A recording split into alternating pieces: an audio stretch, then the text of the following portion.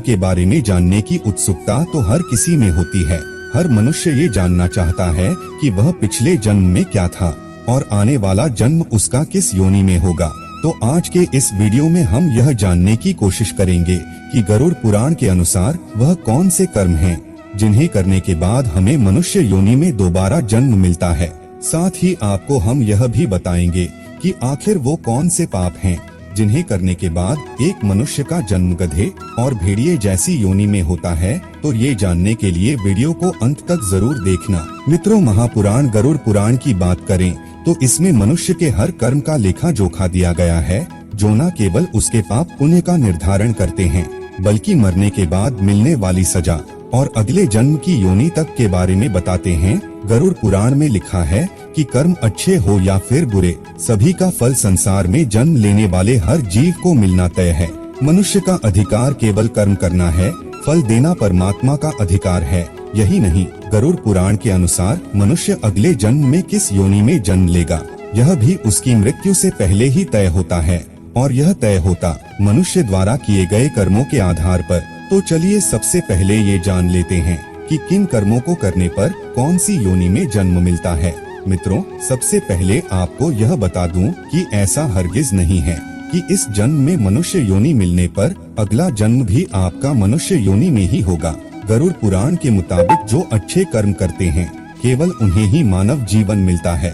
यही नहीं, कुछ ऐसे जीव भी होते हैं जो अपने कर्मों के कारण 84 लाख योनियों में भटकते रहते हैं और फिर अंत में उनका जन्म मानव शरीर के साथ होता है।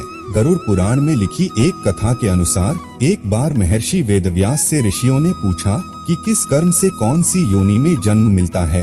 तब उन्होंने ऋषियों को इसकी विस्तार पूर्वक जानकारी दी।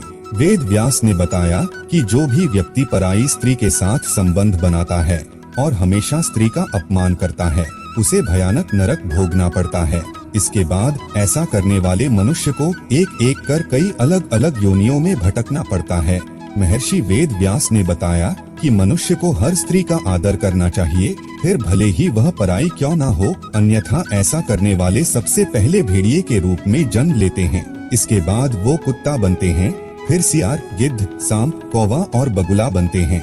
इन सभी योनियों में जन्म लेने के बाद उसे मनुष्य योनि में जन्म मिलता है। महर्षि ने कहा कि बड़ा भाई हमेशा पिता तुल्य होता है, इसलिए वो सदैव ही आदरणीय है। कभी भी किसी भी परिस्थिति में उसका अनादर ना करें, अन्यथा कोच नामक पक्षी के रूप में जन्म लेना पड़ता है। कोच पक्षी का जन्म काल 10 वर्षों का होता है।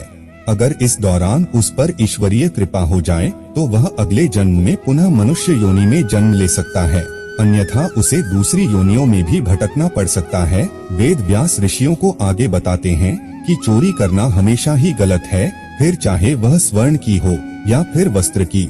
चोरी हमेशा ही पाप होती है और चोरी करने वाले मनुष्य को इसका परिणाम भी अगले जीवन में भुगतना ही पड़ता है। उन्होंने कहा कि अगर कोई व्यक्ति वस्त्रों की चोरी करता है तो वो अगले जन्म में तोता बनता है, और अगर व्यक्ति ने सुगंधित पदार्थ की चोरी की होती है तो वो अगले जन्म में छछूंदर के रूप में जन्म लेता है। इसलिए मित्रों, कैसी भी परिस्थिति में की गई चोरी को सही नहीं ठहराया जा सकता और ऐसा करने वाले को इसके गंभीर परिणाम भुगतने पड़ सकते हैं। महर्षि आगे बताते हैं कि अगर कोई व्यक्ति किसी की हत्या कर देता है या फिर कोई दूसरा जघन्य अपराध करता है तो ऐसा करने पर उसका अगला जन्म गधे की योनि में होता है। इस बीच एक ऋषि महर्षि से सवाल करता है कि मनुष्य योनि में जन्म लेने के लिए कौन से कर्म करने पड़ते हैं। तो इस पर वेदव्यास जी कहते हैं कि गरुड़ पुराण में लिखा गया है कि वैसे तो 84 लाख योनियों में जन्म लेने के बाद ही किसी को मनुष्य योनि में जन्म मिलता है, लेकिन अगर कोई मनुष्य अच्छे कर्म करे तो अगला जन्म भी उसे मनुष्य योनि में मिल सकता है। जो व्यक्ति सदैव दूसरों की मदद करता है, पशु पक्षी और अन्य जीवों पर दया करता है, जरूरतमंदों की मदद करता है और बिना किसी स्वार्थ के संचित धन का उपयोग धार्मिक कार्यों के लिए करता है, तो ऐसे व्यक्ति का अगला जन्म भी मनुष्य योनि में होना तय है।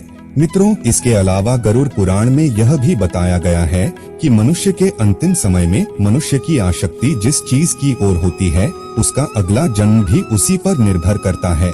यदि कोई व्यक्ति मृत्यु के अंतिम क्षण में किसी स्त्री को याद करते हुए प्राण त्याग देता है तो उसके अगले जन्म में उसका स्त्री बनना निश्चित है। अंतिम क्षण में ईश्वर का नाम लेता है तो वो मुक्ति के मार्ग पर अग्रसर हो जाता है। यानी मृत्यु के अंतिम क्षण का विचार उसके अगले जन्म का आधार बनता है। इसीलिए शास्त्रों में कहा गया है कि मरते समय हमेशा राम नाम का जप करना चाहिए। तो मित्रों, आज के इस वीडियो में बस इतना ही। आपको यह वीडियो कैसी लगी हमें कमेंट करके जरूर बताएं।